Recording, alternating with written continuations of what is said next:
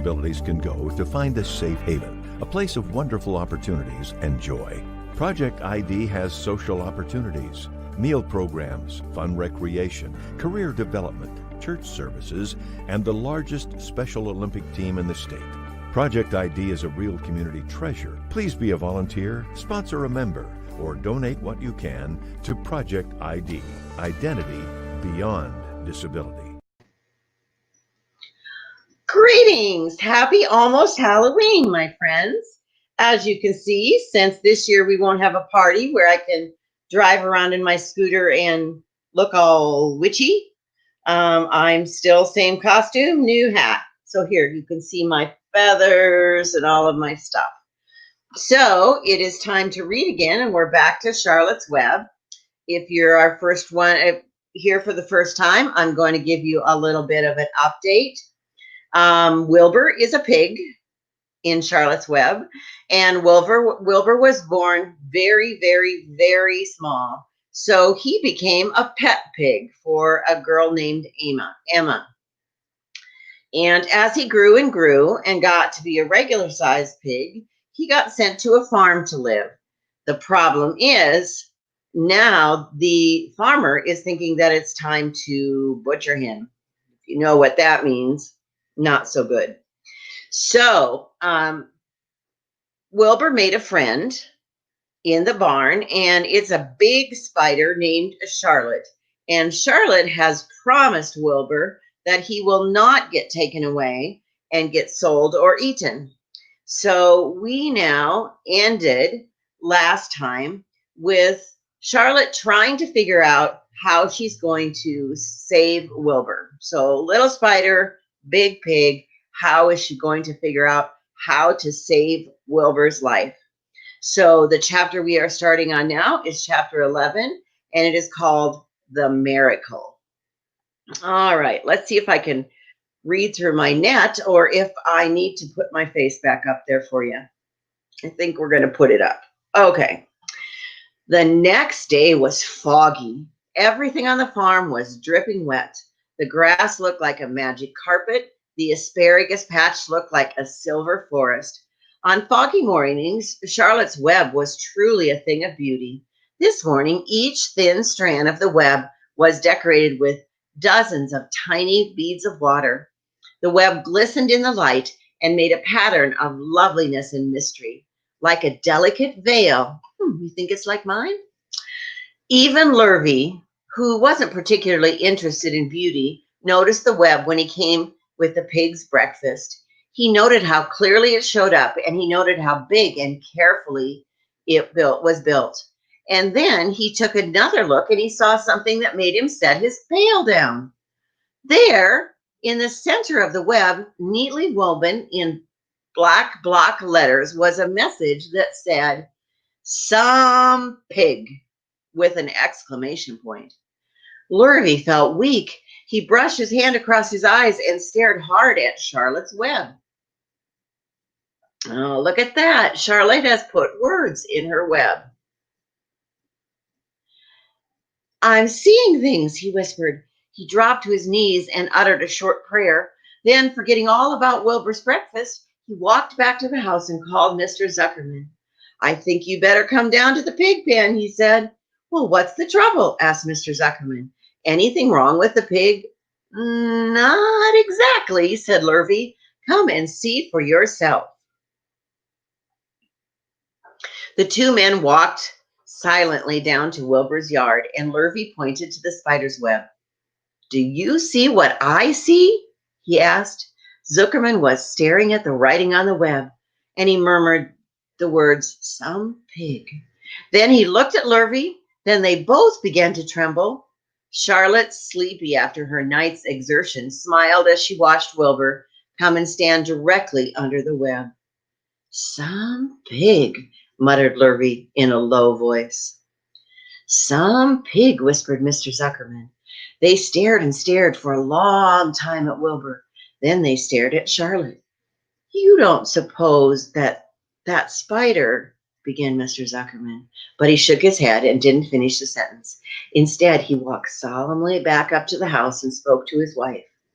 "Edith, Something has happened, he said in a weak voice. He went into the living room and sat down, and Mrs. Zuckerman followed. I've got something to tell you, Edith, he said. You better sit down. Mrs. Zuckerman sank into a chair. She looked pale and frightened. Edith, he said, trying to keep his voice steady, I think you had best be told that we have a very unusual pig. A look of complete bewilderment came over Mrs. Zuckerman's face. Homer Zimmerman, what in the world are you talking about? She asked. This is a very serious thing, Edith, he replied. Our pig is completely out of the ordinary. What's unusual about a pig? Asked Mrs. Zuckerman, who was beginning to recover from her scare. Well, I don't really know yet, said Mr. Zuckerman. But we have received a sign, Edith, a mysterious sign. A miracle has happened on the farm. There's a large spider web in the doorway of the barn cellar, right over the pig pen. He noticed the web because it was foggy, and you know how a spider's web looks very distinct in the fog? And right smack in the middle of the web, there was the words, some pig. The words were woven right into the web. They were actually part of the web, Edith. I know, because I have been down there and seen it for myself. It says, some pig, just as clear can be. There is no mistake about it. A miracle has happened, and a sign has occurred right here on earth, right on our farm. We have no ordinary pig. Well, said Mrs. Zimmerman, it seems to me you're a little bit off. It seems to me that we have no ordinary spider. Oh, no, said Zuckerman. It's the pig that's unusual. It says so right there in the middle of the web. Maybe so, said Mrs. Zuckerman. Just the same, I intend to have a look at that spider. It's just a common gray spider, said Zuckerman. They got up and together they walked down to Wilbur's yard. You see, Edith, it's just a common gray spider. Wilbur was pleased to receive so much attention. Lurvy was still standing there, and Mr. and Mrs. Zuckerman, all three, stood about for about an hour, reading the words over and over on the web and watching Wilbur. Charlotte was delighted with the way her trick was working. She sat without moving a muscle and listening to the conversation of the people. When a small fly blundered into the web just beyond the word pig, Charlotte dropped down quickly, rolled the fly up, and carried it out of the way. After a while, the fog lifted. The web dried off, and the words didn't show up so plainly. The Zuckermans and Lurvy walked back into the house. Just before they left the pig pen, Mr. Zuckerman took one last look at Wilbur. You know, he said in a very important voice, I've thought all along that pig of ours was extra good. He's a solid pig. That pig is as solid as they come. You notice how solid he is around the shoulders, Lurvy. Sure I do, said Lurvy. I've always noticed that pig. He's quite a pig. He's long and he's smooth, said Mr. Zuckerman. That's right, agreed Lurvy. He's as smooth as they come. He's some pig. When Mr. Zuckerman got back to the house, he took off his work clothes and put on his best suit.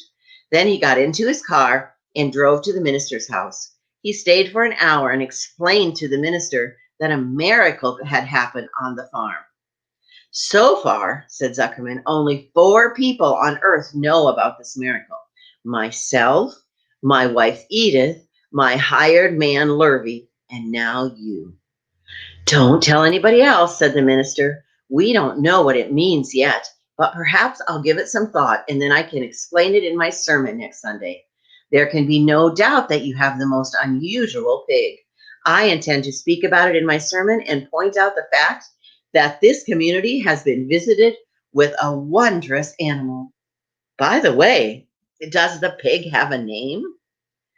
Well, yes, said Mr. Zuckerman. My little niece calls him Wilbur. She's a rather queer child.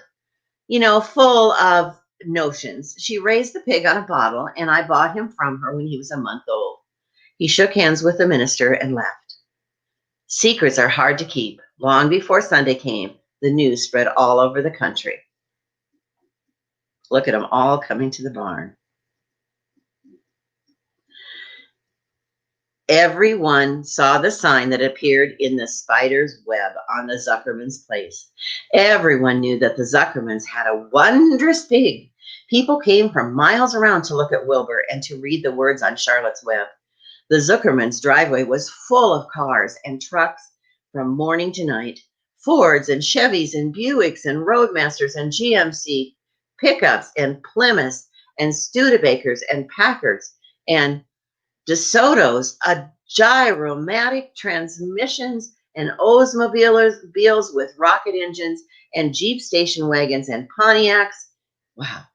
The news of the wondrous pig spread clear up into the hills, and the farmers came rattling down in buggies, the billboards to stand hour after hour looking at Wilbur's pen and admiring the wondrous animal. All said they had never seen such a pig before in their entire lives. When Fern told her mother that Avery had tried to hit the Zimmerman spider with a stick, Mrs. Arabelle was so shocked that she sent Avery to bed without supper as a punishment. As the days that followed, Mr. Zuckerman was so busy entertaining the visitors, he neglected his farm work. He wore his good clothes all the time now, got right into them when he got up in the mornings. Mrs. Zuckerman prepared special meals for Wilbur. Lurvy shaved and got a haircut, and his principal farm duty was to feed the pig while people watched. Mr. Zuckerman ordered Lurvy to increase Wilbur's feedings from 3 times a day to 4. The Zuckermans were so busy with visitors they forgot about the other things on the farm. The blackberries got ripe, and Mrs. Zuckerman failed to put up any blackberry jam. The corn needed hoeing, and Lurvy didn't have any fine time to hoe it. On Sunday, the church was full. The minister explained the miracle. He said the words on the spider's web proved that human beings must always be on the watch for the coming of wonders. All in all, the Zuckerman's pig pen was the center of attraction. Fern was happy, for she felt that Charlotte's trick was working and that Wilbur's life would be spared. But she found that the barn was not nearly as pleasant. Too many people. She liked it better when she could be alone with all her friends, the animals. The meeting. One evening, a few days after the writing had appeared on Charlotte's web, the spider called a meeting of all the animals in the barn cellar. I shall begin by calling the roll. Wilbur? Here, said the pig. Gander? Here, here, here, said the gander. You sound like 3 ganders, muttered Charlotte. Why can't you just say here? Why do you always have to say everything in 3s? It's my idiosyncrasy, replied the gander. Goose, said Charlotte. Here, here, here, said the goose. Charlotte glared at her. Goslings, 1 through 7. Beep, beep, beep, beep, beep, beep, beep, beep, beep, beep, beep, beep, beep, beep, beep, beep, beep, beep, beep, said the goslings. This is getting to be quite a meeting, said Charlotte. Anybody would think that we had 3 ganders, 3 geese, and 21 goslings. Sheep? Ha! Answered the sheep all together. Lambs? Ha! Answered the lambs all together. Templeton? No answer. Templeton? No answer. Well, we are all here except the rat, said Charlotte. I guess we can proceed without him. Now, all of you may have noticed what's going on around here the last few days. The message I wrote in my web, praising Wilbur, has been received. The Zuckermans have fallen for it all, and so has everyone else. The Zuckermans think Wilbur is an unusual pig, and therefore he won't want to kill him and eat him. I dare say my trick will work, and Wilbur's life can be saved. Hooray! Cried everybody. Thank you very much, said Charlotte. Now, I called this meeting in order to get suggestions. I need new ideas for the web. People are already getting sick of reading the words, some pig. If anybody can think of another message or remark, I'll be glad to weave it into the web. Any suggestions for a new slogan?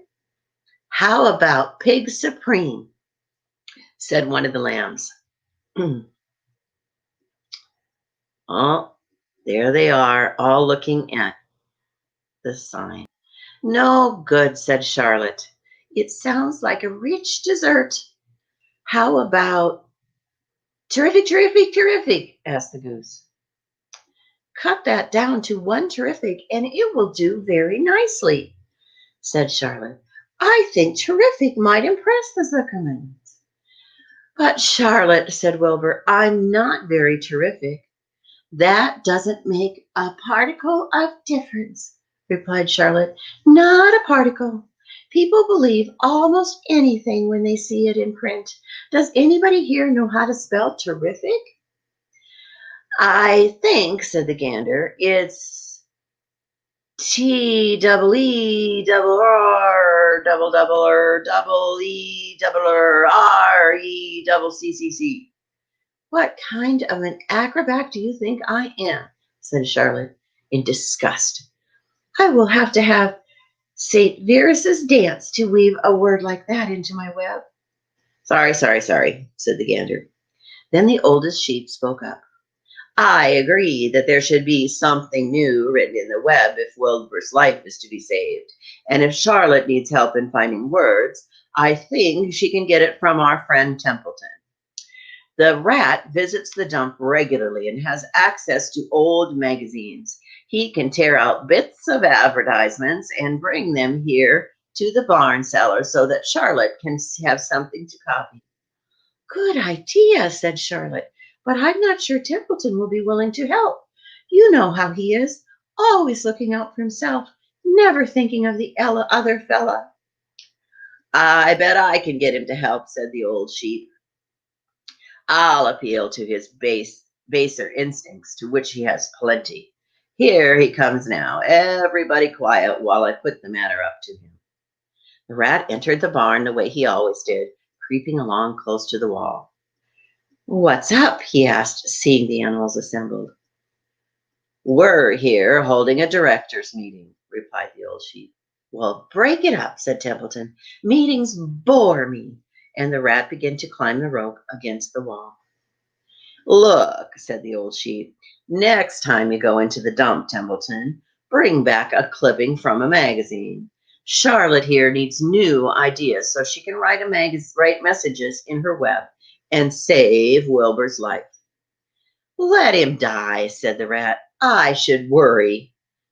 You would worry all right when next winter comes, said the sheep. You'll all worry all right that 0 morning temperature in next January when Wilbur is dead and nobody comes down here with a nice pail of leftover food. That's your chief supply of supper, Templeton. You know that. Wilbur's food is your food. Therefore, Wilbur's destiny and your destiny are closely linked. If Wilbur is killed and his trough stands empty day after day, you'll grow so thin we can look right through your stomach and see objects on the other side. Templeton's whiskers quivered. Maybe you're right, he said gruffly. I'm making a trip to the dump tomorrow afternoon. I'll bring back a magazine clipping if I can find one. Thanks, said Charlotte. The meeting is now adjourned. I have a busy evening ahead of me. I've got to tear my web apart and write terrific. Wilbur blushed. But I'm not terrific, Charlotte. I'm just about average for a pig. You're terrific as far as I'm concerned, replied Charlotte sweetly. And that's what counts. You're my best friend, and I think you're sensational. Now stop arguing and go get some sleep. Good progress. Far into the night, while the other creatures slept, Charlotte worked on her web. First, she ripped out a few of the orb lines near the center. She left the radio lines along as they were needed for support. As she worked, her 8 legs were a great help to her. So were her teeth. She loved to weave, and she was an expert at it. When she was finished ripping things out, her web looked something like this. There it is, a nice big kind of hole in the middle. A spider can produce several kinds of thread. She uses a dried, tough thread for a foundation, and she uses a sticky thread for snare lines, the ones that catch and hold the insects. Charlotte decided to use her dry thread for writing the new message. If I write the word terrific with the sticky thread, she thought, every bug that comes along will get stuck in it and spoil the effect. Now let's see. The first letter is T. Charlotte climbed to the point at the top of the left-hand side of the web. Swinging her spinners into position, she attached her thread and then dropped back down. As she dropped, her spinning tubes went into action, and she let thread out. At the bottom, she attached the thread. This formed the upper part of the letter T. Charlotte was not satisfied, however. She climbed up and made another attachment right next to the first. Then she carried the line down so that she had a double line instead of a single line. It will show better if I make the thing with double lines. She climbed back and moved over about an inch to the left and touched her spinners to the web, and then carried a line across to the right, forming the top of the T. She repeated this, making it a double. Her 8 legs were very busy helping. Now for the E. Charlotte got so interested in her work that she began to talk to herself as though to cheer her on. If you had been sitting quietly in the barn that evening, you probably would have heard something like this. Now for the R. Up we go. Attach, descend. Play out the line. Whoa, attach. Good. If you go, repeat, attach. Descending, play out the line. Whoa, girl. Steady now. Attach, climb and attach. Over to the right. Play out line. Attach it. Now right and down and swing that loop and around and around. Now to the left, attach. Climb, repeat. Okay. Easy. Keep those lines. Keep those lines together. Now then, and down for the leg of the R. Pay attention, girl. Whoa, attach, ascend, repeat. Good girl. After so talking to herself, the spider worked on her difficult task. When it was completed, she felt hungry. She ate a small bug that she had been saving, and then she finally slept. Next morning, Wilbur arose and stood beneath the web. He breathed the morning air into his lungs. Drops of dew catching the sun made the web stand out clearly. When Lurvy arrived for breakfast, there was a handsome pig, and over him, woven neatly in block letters, was the word terrific, another miracle. Lurvy rushed and called Mr. Zuckerman. Mr. Zuckerman rushed and called Mrs. Zuckerman. Mrs. Zuckerman ran to the telephone and called the Airbills. The Airbills climbed into their truck and hurried over. Look at that. Pretty fancy this time, huh? And there's Wilbur looking terrific. Everybody stood at the pig pen and stared at the web and read the word over and over, while Wilbur, who really felt terrific, stood quietly swelling out his chest and swinging his snout from side to side. Terrific, breathed Zuckerman in joyful admiration. Edith, you better phone that reporter on the Weekly Chronicle and tell him what has happened. He will want to know about this. He may even want to bring a photographer. There isn't a pig in the world or in the whole state that is as terrific as our pig. The news spread. People who had journeyed to see Wilbur when he was some pig came back again to see him now that he was terrific. That afternoon, when Mr. Zuckerman went to milk the cows and clean out the tie-ups, he was still thinking about the wondrous pig he owned. Lurvy, he called out, There is to be no more cow manure thrown down into that pig pen. I have a terrific pig. I want that pig to have clean, bright straw every day for his bedding. Do you understand? Yes, sir, said Lurvy. Furthermore, said Mr. Zuckerman, I want you to build a crate for Wilbur. I have decided to take the pig to the county fair on September 6th. Make the crate large and paint it green with gold letters. What will the letters say? Asked Lurvy. It should say Zuckerman's famous pig. Lurvy picked up a pitchfork and walked away to get some clean straw. Having an important pig was going to mean plenty of extra work. He could see that for sure.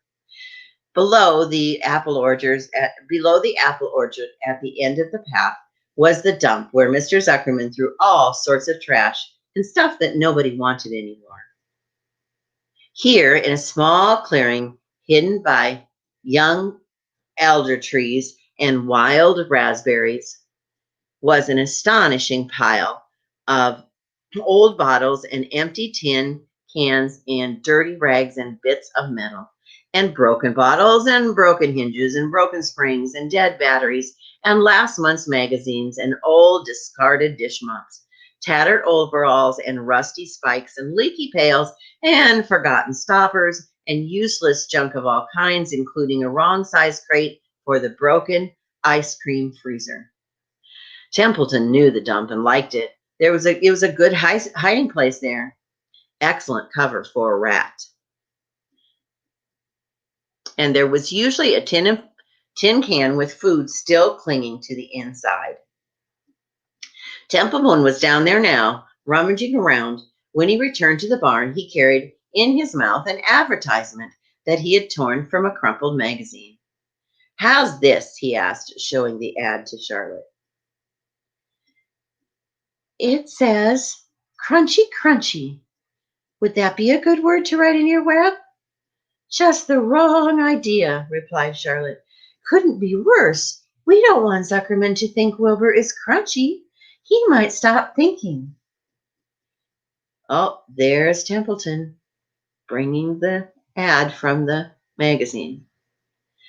He might start thinking of crunchy bacon and tasty ham. That would put ideas into his head. We must advertise Wilbur's noble qualities, not his tastiness. Go get another word, please, Templeton. The rat looked disgusted, but he sneaked away to the dump and was back in a while with a strip of cotton cloth.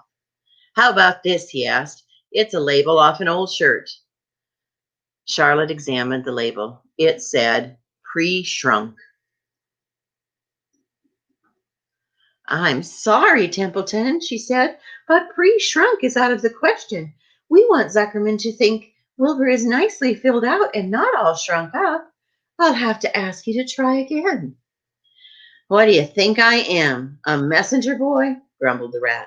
I'm not going to spend all my time chasing down to the dump and after advertising material. Just one more, please, said Charlotte. I'll tell you what I'll do, said Templeton. I know where there's a package of soap flakes in the woodshed. It has writing on it. I'll bring you a piece of the package. He climbed the rope that hung on the wall and disappeared through the hole in the ceiling. When he came back, he had a strip of blue and white cardboard in his teeth. There, he said triumphantly. How's that? Charlotte read the words. With new radiant action. What's that mean? Asked Charlotte, who had never used soap flakes in her life. How should I know? Said Templeton. You asked for words and I brought them. I suppose the next thing you'll want me to do is fetch a dictionary. Together they studied the soap ad. And with new radiant action, repeated Charlotte slowly. Wilbur, she called. Wilbur, who was asleep in the straw, jumped up. Run around, commanded Charlotte. I want to see you in action, to see if you're radiant. Wilbur raced to the end of his yard. Now back again, faster, said Charlotte. Wilbur galloped back. His skin shone. His tail had a fine, tight curl in it. Jump into the air, cried Charlotte. Wilbur jumped as high as he could. "Keep your knees straight and touch the ground with your ears," called Charlotte. Oh, look at Wilbur go. I've never seen a pig do that. Wilbur obeyed. "Do a backflip with a half twist in it," cried Charlotte. Wilbur went over backwards, wreathing and twisting as he went. "Okay, Wilbur," said Charlotte, "you can go back to sleep. Okay, Templeton, the so bad will do. I guess I'm not sure Wilbur's action is exactly radiant, but it's very interesting." "Actually," said Wilbur, "I feel radiant." "Do you?" said Charlotte, looking up at him with affection. "Well, you're a good little pig, and radiant you shall be. I'm in this thing pretty deep now. I might as well go to the limit." Tired from his romp, Wilbur lay down in the clean straw. He closed his eyes. The straw seemed scratchy, not as comfortable as the cow manure, which was always delightfully soft to lay in. He pushed the straw to one side and stretched out in the manure underneath. Wilbur sighed. It had been long. Sorry. I think Charlotte's voice gets me. It had been a busy day, his first day of being terrific. Dozens of people had visited his yard during the afternoon. Sorry. And I don't even have a cough. Dozens of people had visited his yard during the afternoon, and he had to stand and pose, looking as terrific as he could. Now he was tired. Fern had arrived, and she had seated herself quietly on the stool in the corner. "Tell me a story, Charlotte," said Wilbur as he lay down to sleep. "Tell me a story." So Wilbur, although she too was tired, did what Wilbur wanted. "Once upon a time," she began, "I had a beautiful cousin who managed to build her web across a small stream. One day, a tiny fish leaped into the air and got tangled in the web. My cousin was very surprised, and of course the fish was thrashing wildly." Let's see the fish. Ooh, a fish in a web. Must be a strong web.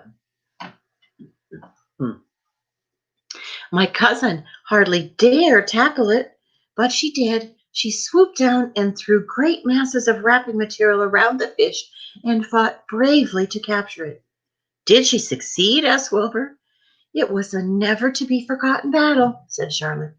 "There was the fish, caught only by one fin, and its tail wildly thrashing and shining in the sun. There was the web sagging dangerously under the weight of the fish." "How much did the fish weigh?" asked Wilbur eagerly. "I don't know," said Charlotte. "There was my cousin slipping in, dodging out, beaten mercilessly over the head by the wildly thrashing fish, dancing in, dancing out, throwing her threads, and fighting hard. First she threw a left around the tail. Then the fish lashed back. Then a left to the tail and a right to the midsection. The fish lashed back again. Then she dodged to one side and threw a right and another right to the fin. This was a hard left to the head, and then the waves swayed and stretched." "Then what happened?" asked Wilbur. "Nothing," said Charlotte. "The fish lost the fight. My cousin wrapped it up so tight it couldn't budge." "Then what happened?" asked Wilbur.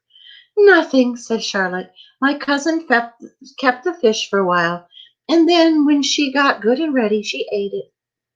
"Tell me another story," begged Wilbur. So Charlotte told him about another cousin of hers who was an aeronaut. "What is an aeronaut?" asked Wilbur. "A balloonist," said Charlotte. "My cousin used to stand on her head and let out the thread to form a balloon. Then she'd let go and be lifted into the air and carried upward on the warm wind."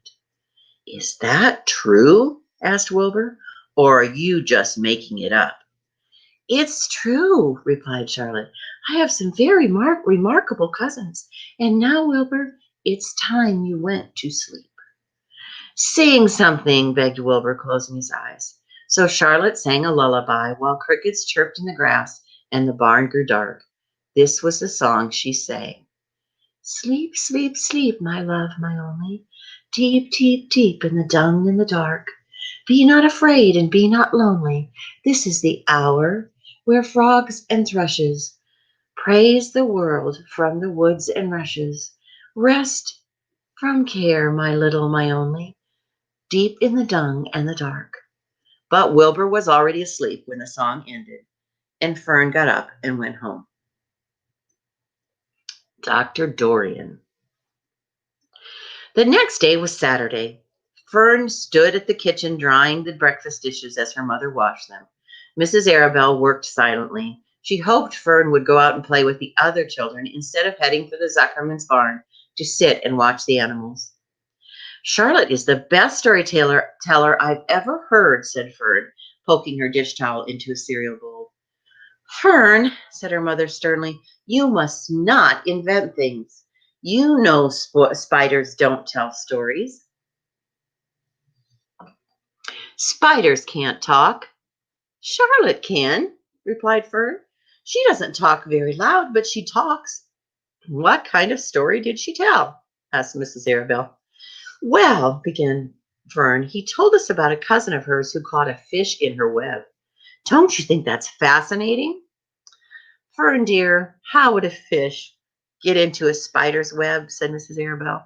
You know it couldn't happen. You are making this up.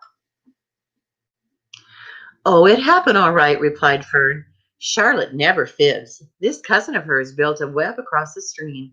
One day she was hanging around the web and a tiny fish leaped into the air and got tangled in the web. The fish was caught by one fin, Mother. Its tail was wildly thrashing and shining in the sun. Can't you just see the web sagging dangerously under the weight of the fish?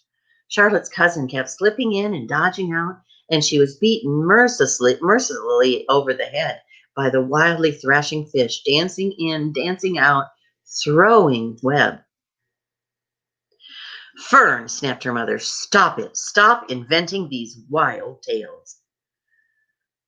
I'm not inventing, said Fern. I'm just telling you the facts. What finally happened? Asked her mother, whose curiosity was getting the best of her. Charlotte's cousin won. She wrapped the fish up, and then she ate him when she got good and ready. Spiders have to eat the same as the rest of us do. Yes, I suppose they do, said Mrs. Arabelle vaguely.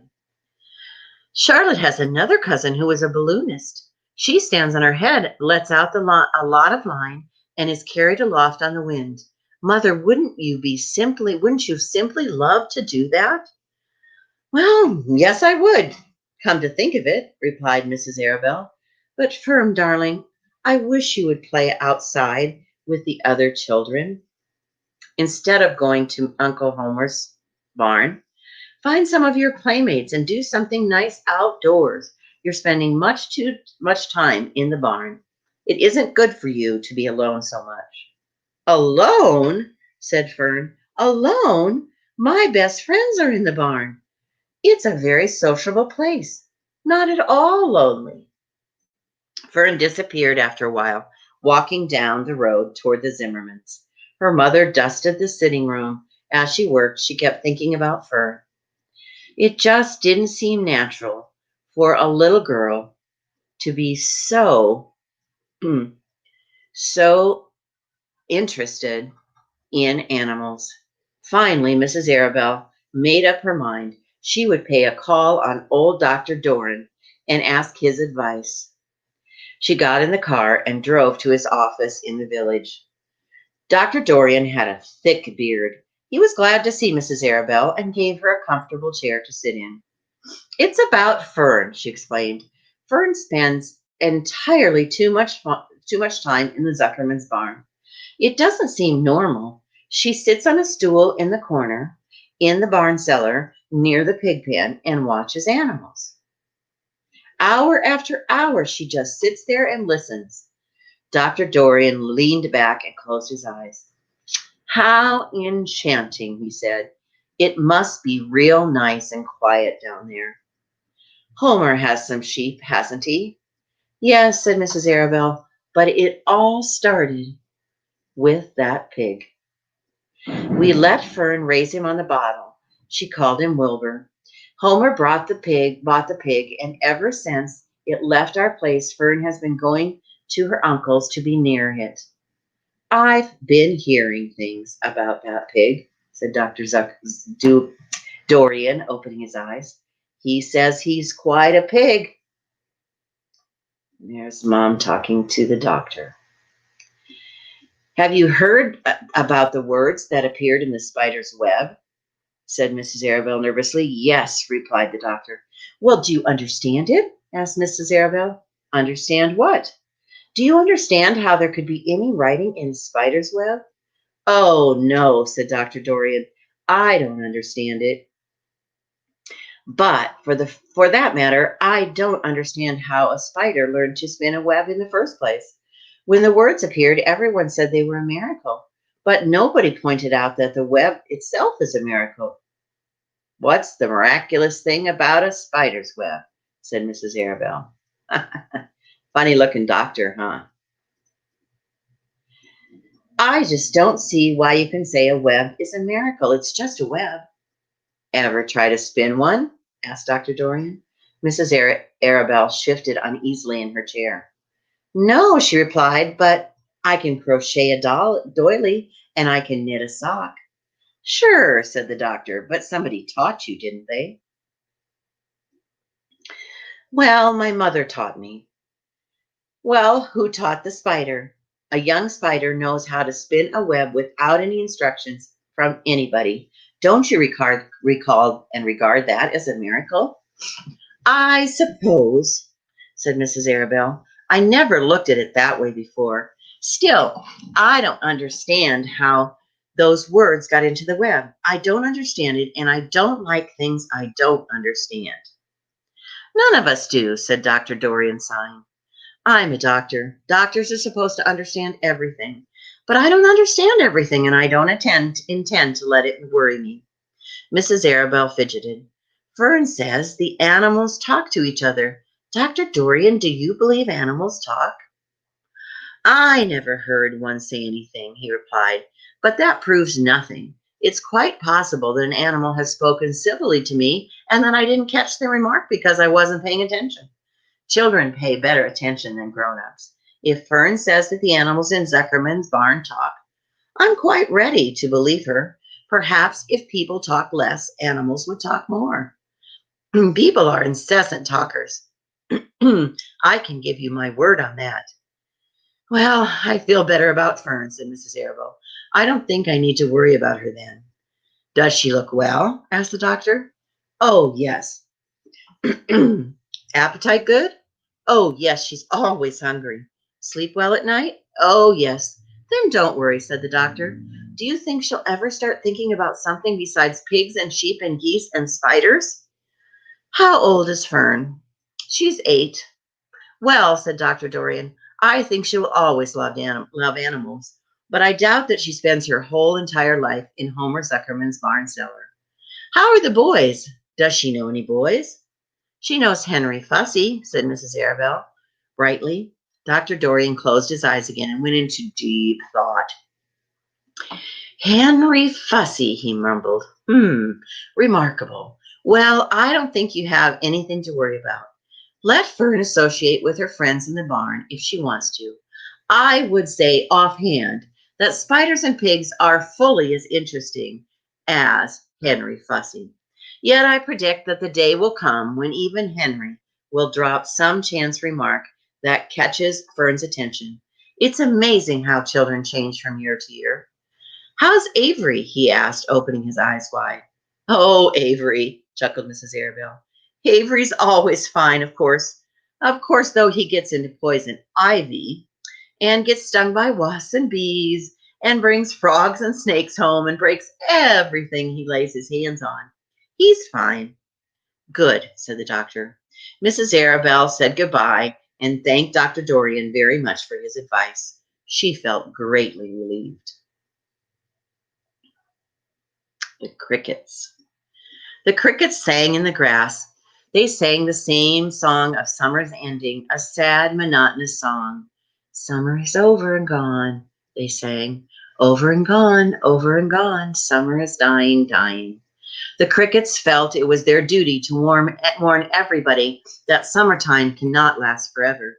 Even on most beautiful days of the whole year, the days when summer was changing to fall, the crickets spread the rumor of sadness and change. Everybody heard the song of the crickets. Avery and Fern Arabelle heard it as they walked the dusty road. They knew that school would begin soon. The young geese heard it and knew that they would never be little goslings again. Charlotte heard it and knew that she hadn't much time left. Mrs. Zuckerman, at work in the kitchen, heard the crickets, and a sadness came over her, too. Another summer gone, she sighed. Lurvy, at work in building the crate for Wilbur, heard the song and knew it was time to dig the potatoes. Summer is over and gone, replied the crickets.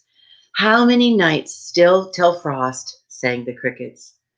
Goodbye, summer, goodbye, goodbye. The sheep heard the crickets, and they felt so uneasy they broke a hole in the pasture fence and wandered up into the field across the road. The gander discovered the hole and led his family through it, and they walked to the orchard and ate the apples that were lying on the ground.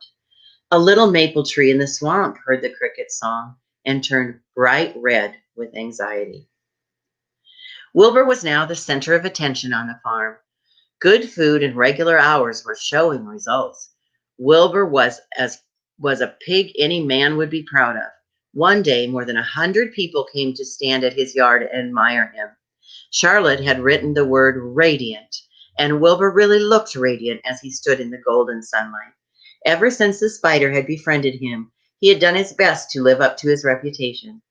When Charlotte's Web said some pig, Wilbur had tried to look like some pig. When Charlotte's Web said terrific, Wilbur had tried to look terrific. And now that the web said radiant, he did everything possible to make himself glow. It isn't easy to look radiant, but Wilbur threw himself into it with a strong will. He would turn his head slightly and blink his long lashes. Then he would breathe deeply, and when his audience grew bored, he would snort, and spring into the air and do a backflip and a half twist. At this, the crowd would yell and cheer. How's that for a pig? Mr. Zuckerman would ask, well pleased with himself. That pig is radiant. Some of Wilbur's friends in the barn worried for all the flair and attention that it would go to Wilbur's head and make him stuck up. But it never did. Wilbur was modest. Fame did not spoil him.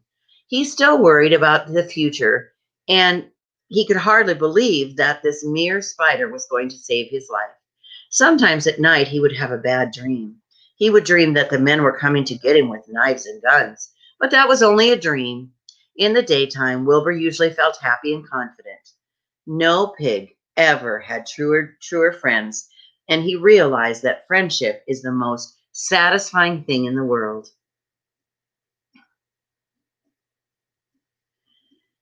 Even the crickets did not make Wilbur too sad. He knew it was almost time for the county fair, and he was looking forward to the trip. If he could distinguish himself at the fair and maybe win some prize money, he was sure the Zuckermans would let him live. Charlotte had worries of her own, but she kept quiet about them. One morning, Wilbur asked her about the fair. You're coming with me, aren't you, Charlotte? He said.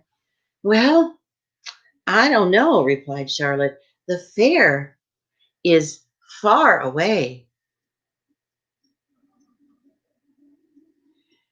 and comes at a bad time for me. I shall find it inconvenient to leave home, even for a few days. Why? Said Wilbur. I just don't feel like leaving my web right then. Too much going on around here. Please come with me, begged Wilbur. I need you, Charlotte. I can't stand going to the fair without you. You've just got to come. No, said Charlotte. I believe I'd better stay home and see if I can get some work done. What kind of work? Asked Wilbur.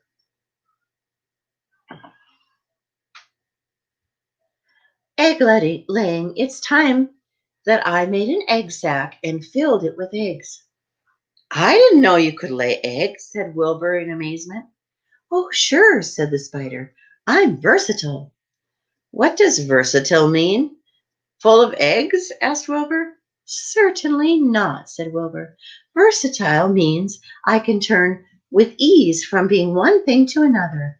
It means I don't have to limit my activities to spinning and trapping insects and stunts like that. Why don't you come with me to the fairgrounds and lay your eggs there? Pleaded Wilbur. It would be wonderful fun. Charlotte gave her web a twitch, and moodily watched it fly away.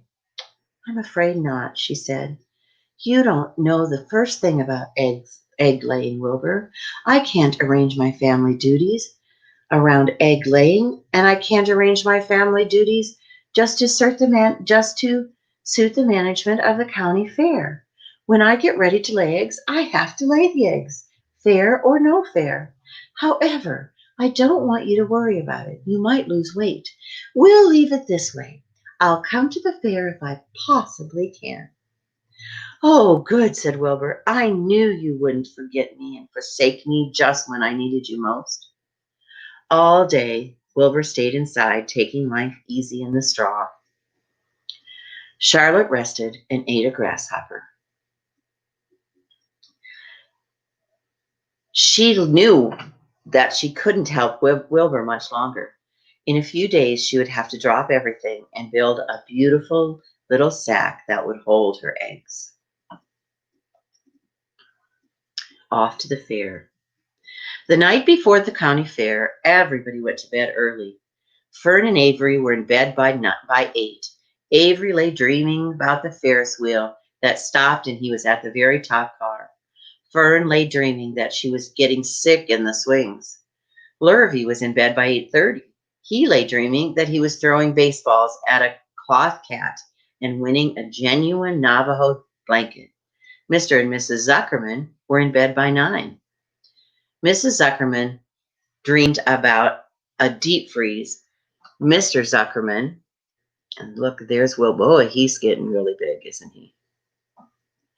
Mr. Zuckerman dreamed about Wilbur. He dreamed that Wilbur had grown until he was 116 feet long and 92 feet high, and that he had won all the prizes at the fair and was covered with blue ribbons, and even had a blue ribbon tied to the end of his tail.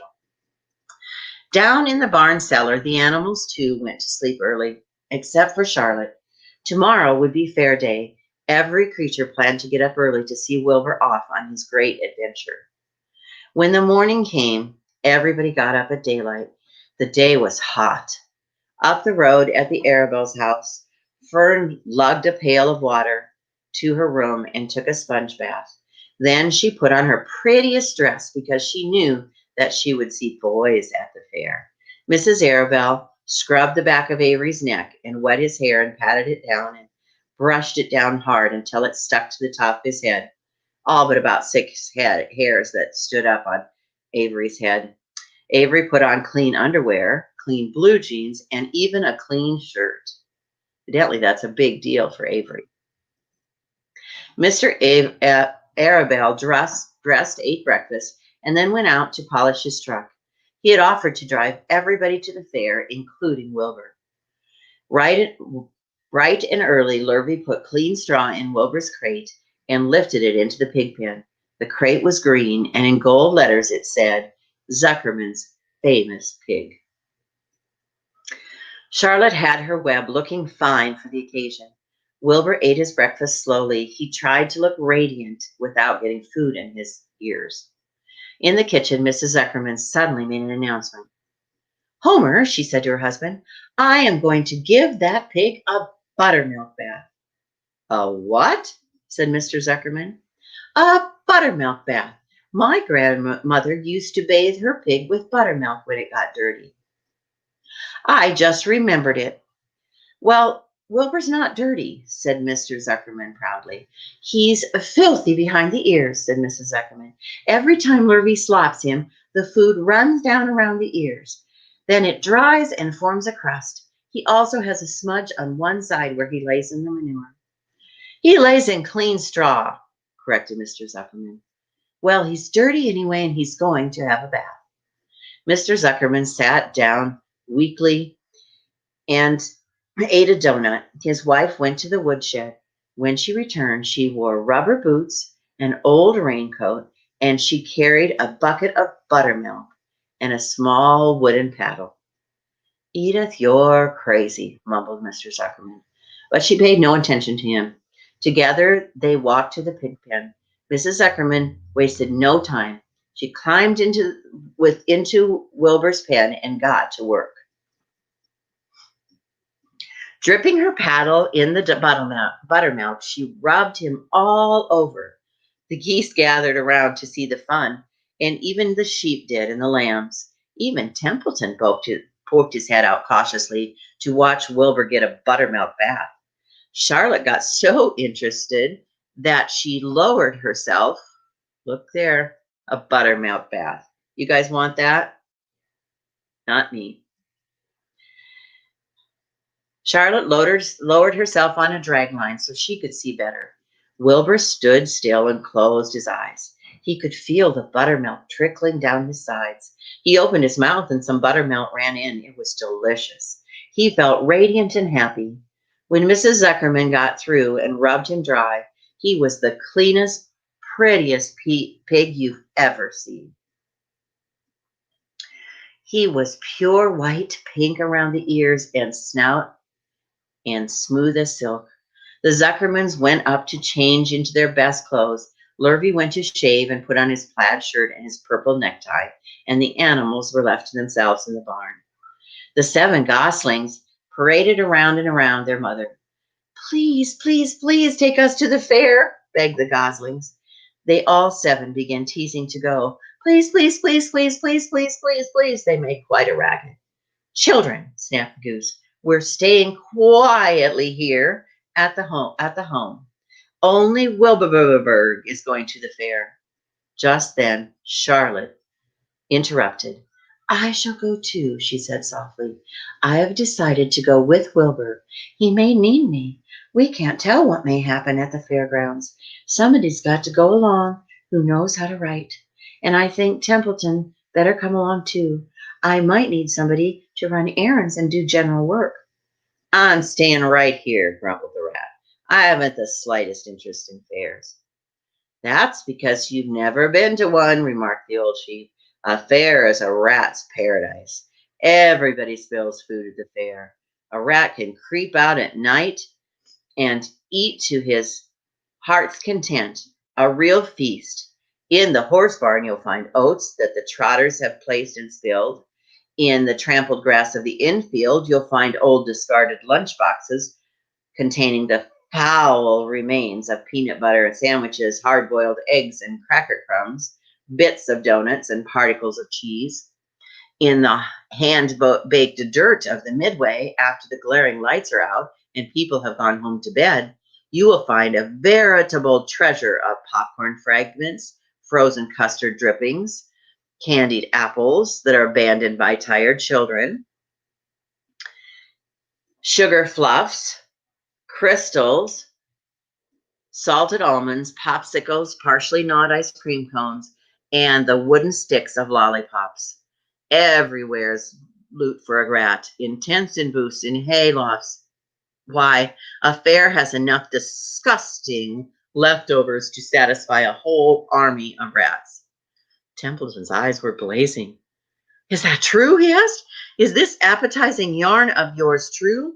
I like living high, and what you say tempts me. It is true, said the old sheep. Go to the fair, Templeton. You will find that the conditions at the fair will surpass your wildest dreams.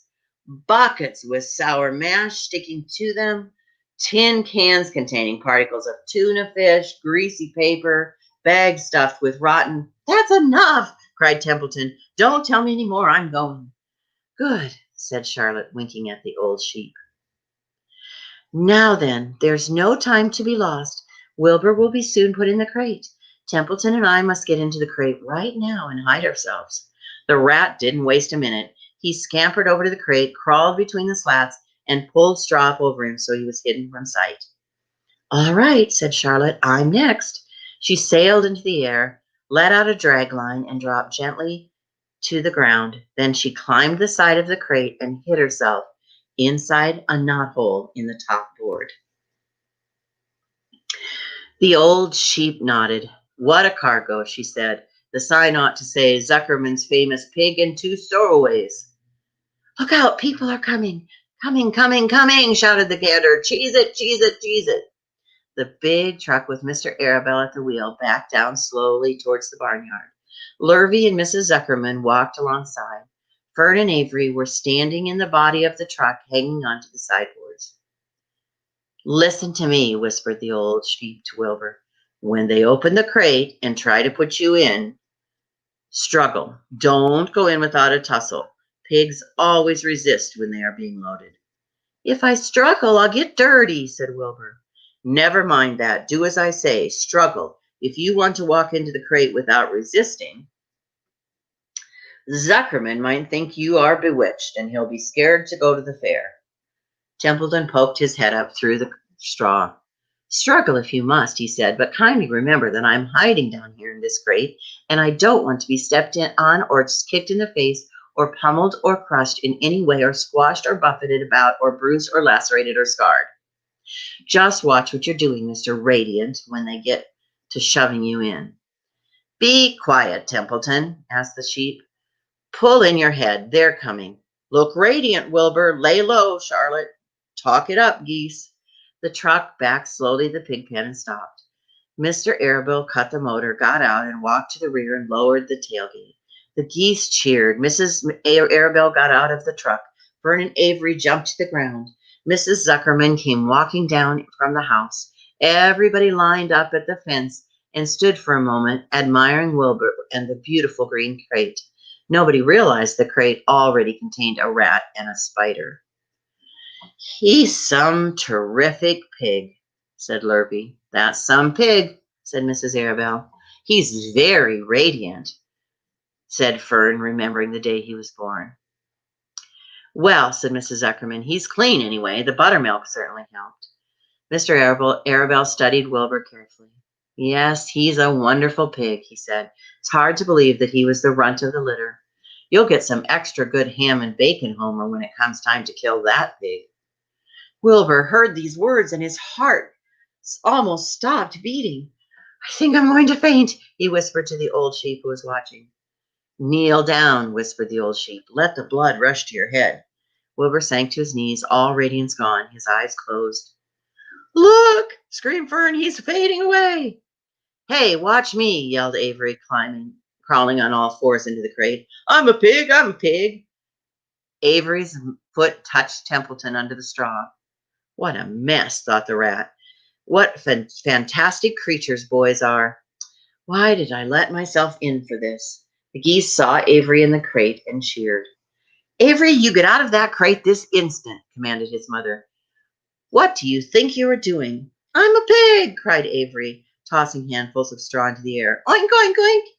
The truck is rolling away, Papa, said Fern. The truck, with no one at the wheel, had started to roll downhill. Mr. Arabelle dashed to the driver's seat and pulled out the emergency brake. The truck stopped. The geese cheered some more. Charlotte crouched and made herself as small as possible in the knothole so Avery couldn't see her. Come out at once, cried Mrs. Arabelle. Avery crawled out of the crate on hands and knees, making faces at Wilbur. Wilbur fainted away. The pig is passed out, said Mrs. Zuckerman. Throw water on him. Throw buttermilk on him, suggested Avery. The geese still cheered. Lurvy ran for a pail of water. Fern climbed into the pen and knelt by Wilbur's side. It's sunstroke, said Zuckerman. The heat is too much for him. Maybe he's dead, said Avery happily. Come out of that pig pen immediately, cried Mrs. Arabelle. Avery obeyed his mother and climbed into the back of the truck so he could see better. Lurvy returned with cold water and dashed it on Wilbur. Throw some on me, cried Avery. I'm hot too. Oh, keep quiet, hollered Fern. Keep quiet. Her eyes were brimming with tears. Wilbur, feeling the cold water, came to. He rose slowly to his feet while the geese cheered. And there they are, throwing water on Wilbur. He's up, said Mr. Arabelle. I guess there's nothing wrong with him. I'm hungry, said Avery. I want a candied apple. Wilbur's right, said Fern. We can start. I want to take a ride in the Ferris wheel. Mr. Zuckerman and Mr. Avery and Lurvy grabbed the pig and pushed him head first into the crate. Wilbur began to struggle. The harder the men pushed, the harder he held back. Avery jumped down and joined the men. Wilbur kicked and thrashed and grunted. Nothing wrong with this pig, said Mr. Zuckerman, cheerfully pressing his knee against Wilbur's behind. All together now, boys, shove. With a final heave, they jammed him into the crate. The geese cheered. Lurvy nailed some boards across the end so Wilbur couldn't back out. Then, using all their strength, the men picked up the crate and heaved it into the truck. They did not know that under the straw was a rat, and inside a knothole was a big gray spider. They only saw a pig. Everybody in, called Mr. Airbell. He started the motor. The ladies climbed in beside him. Mr. Zucker and Lurvy and Fern and Avery rode in the back, hanging onto the sideboards. The truck began to move ahead. The geese cheered some more. The children answered their cheer, and away everybody went to the fair. And I think we will stop there for today. I got to say goodbye with my eyes, too. Anyway, thanks for celebrating Halloween early with me by reading about Charlotte and Wilbur. Next week, we will be talking about the fair and what happens to Wilbur in the long run and to Charlotte. I hope you guys have a wonderful Halloween. I would like it if you would go online, those of you that can, and post pictures of your Halloween costumes. At least I'm still wearing a costume, even if I'm not going to a party. So you guys do it too, would ya? Would you just put your costumes on and send us a picture? So I guess that's it. I hope you all are enjoying this week. The snow's going away. It's getting nice out again. Woohoo. At least we don't have to wear coats with our masks for Halloween. All right. I love you guys. See you next week. Bye. There is a special place where adults with developmental disabilities can go to find a safe haven, a place of wonderful opportunities and joy. Project ID has social opportunities, meal programs, fun recreation, career development, church services, and the largest Special Olympic team in the state. Project ID is a real community treasure. Please be a volunteer, sponsor a member, or donate what you can to Project ID, Identity